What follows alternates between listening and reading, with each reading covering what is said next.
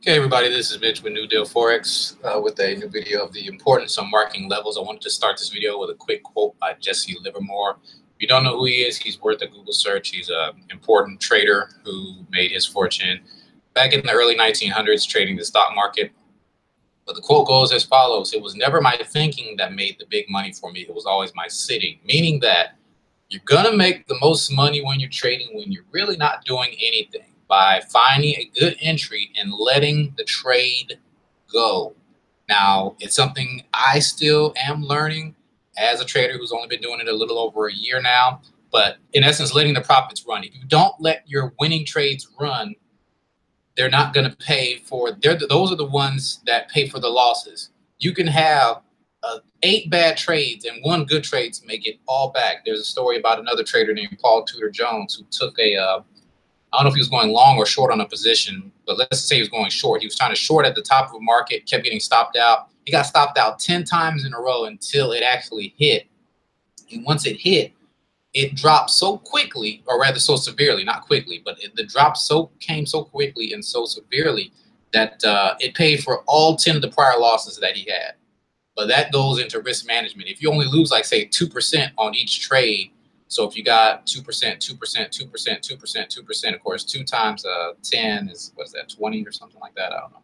It's 20%, I guess you could say. But then you got a 50% return on a winning position. So ultimately, you know, you got 50 minus 20 is 30. So you got a 30% return, and that wiped out all your losses that you just suffered if you have good risk management. So the point of this quote is letting your good trades run, not being afraid to do so. Okay, so let's get to the trade. Enough of that.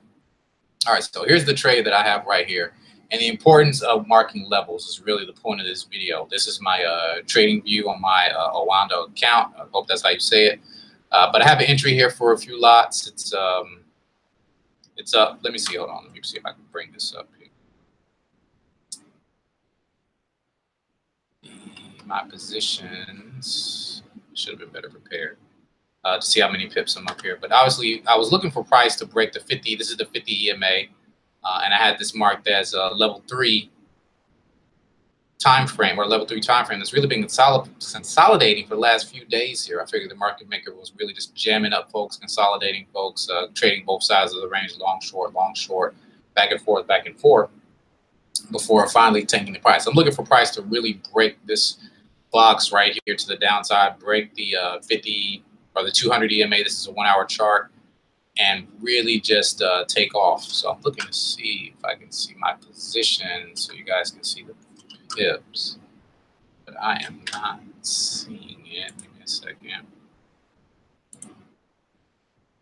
There we go. All right, so you'll see there I'm up 40 pips, 39, 39, 39, 39, and 41 again. All right, so fairly small. There's only 2,000 units per, so $2,000 per size. Not $2,000 of my money. Okay, obviously I have 1 to 50 leverage, so for every dollar I have in my account, I'm risking. I have access to $50. So these are $2,000 units that I'm trading.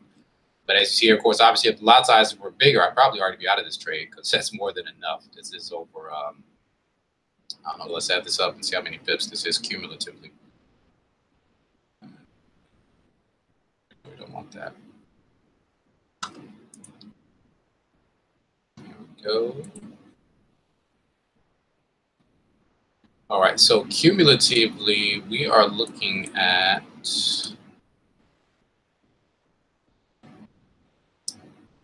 we'll just make it an even number, 41, and I have 1, 2, 3, 4, 5, 6 positions. So 41 times 6, it's 246 pips right now that the total position is up. Okay, so that's really good. But I'm looking for it to go down even more, and as you can see, it's doing so. Now I'm up to almost $50 in floating profit. So the point is, though, marking levels. Typically, the market rises and falls in 3 levels. If you can modify or identify those levels, you'll be able to anticipate reversals easier and see where you should enter a trade and also where you should get out of a trade as well. It goes both ways. So this was the peak formation down here. I figured this was level 1. level 2, and now level 3, which is typically displays a typical head and shoulders pattern, which a lot of people are familiar with. You got the shoulder, the head, and then a shoulder here. The best entry is always on the neckline right here, is what the technicals say and everything. Really, though, the best entry right here, if I could have got in, this is where my stop loss is, where the head is, but if I could have got in here short, oh man, that would be beautiful. But I settled for the second position here. And as well, a good thing I like about Oanda and their TradingView platform is you can keep track of all of your entries. And so, which is what I do here using notes. So here I was short. I was actually had a position here and I got out. I don't know when I got out, maybe around here when it touched the 50. And then I started going short here, which I'm learning is not the best idea. But I was expecting for price to keep tanking, but it didn't. It shot back up. I went short again here, got stopped out. I went short again here, got stopped out, and then I went short again here. So obviously this is the second shoulder. So now I'm letting this trade run because I know now I have a strong feeling that the market maker isn't going to feel the need to go back up to this level. Let's take it down to the 15-minute chart, which is going to show a little more action here. And we'll be able to see how I keep bouncing off the 200 EMA, bouncing off the 200 EMA, bouncing off the 200 EMA. It's already broken 200 EMA now at this point. So I don't see any need for them to come back. Once the 50 and 200 cross, that's pretty much like a done deal. A lot of retailers will probably hop in at that point if they haven't already.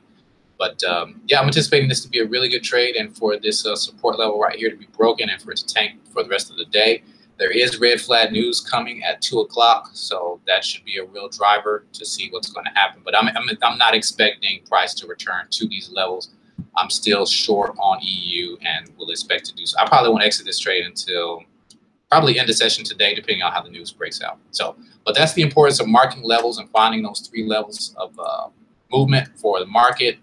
Master finding the levels, and you can expect that your win rate is going to be very, very effective. I only focused on level 3 trades. Okay, that's it. And I'll show you one more version of that.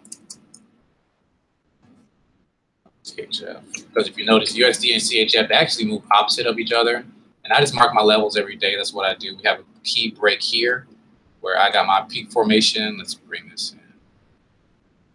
Here, okay. So we got our peak formation low here. Level 1, level 2, chopping around. Now we have a break. So now we're at level 3. So I'm going to go ahead and mark that. This might be setting up for a good reversal trade for tomorrow or not. But I'll be watching USD CHF probably tomorrow through next week. Next week is non-farm, so I may not trade at all. But I'm going to go ahead and mark my box here, knowing that, hey, and it could break structure, just keep right on going. You know, you never know. To make 4 levels sometimes, it's rare, but it does happen. Nothing's guaranteed, obviously. But for the day, let's see, what's the day, 26? There's 27. Okay, so for the day, though, I'm going to go ahead and keep that there. And we'll see how far it goes. But I'm just going to stick with my EU pattern here.